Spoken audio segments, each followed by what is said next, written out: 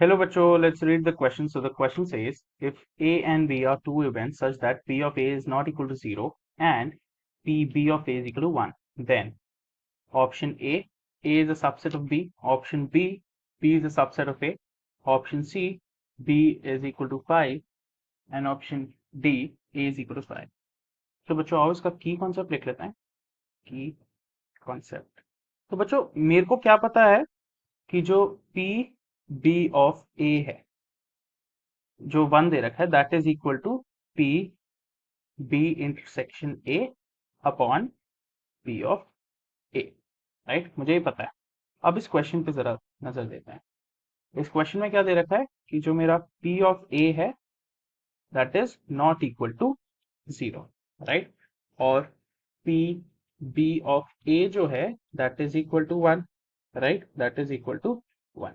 मतलब अगर मैं इस फॉर्मूला में पुट करूं इसका मतलब क्या है कि 1 is equal to probability of B intersection A upon probability of A. Cross multiply कर दो. That is, this implies that probability of A is equal to probability of B intersection A. अब देखो सबसेट का बच्चों मतलब क्या होता है. पहली चीज को हमें ये देखना है. सबसेट का मतलब है कि elements are already there, are already there.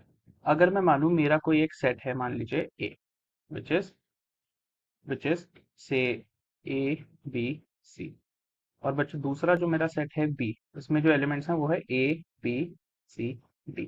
ठीक है, तो अगर मैं इसका ए इंटरसेक्शन बी निकालता हूँ, राइट, ए इंटरसेक्शन बी या बी इंटरसेक्शन ए कुछ भी निकालता हूँ, तो वो बच्चों सिर्फ कॉमन एलिमेंट्स, तो कॉमन एलिमेंट्स क्या है, ए बी सी, वही आएगा. तो अगर मेरा P of A is equal to P of B intersection A दे रखा है, मतलब जो सारे एलिमेंट्स हैं ए के वो तो ऑलरेडी बी में प्रेजेंट है ही है, right. So that implies A is a subset of B. So I can write the answer is A is a subset of B. The final answer is option A. A is a subset of B. I hope you understood it well. Best of luck.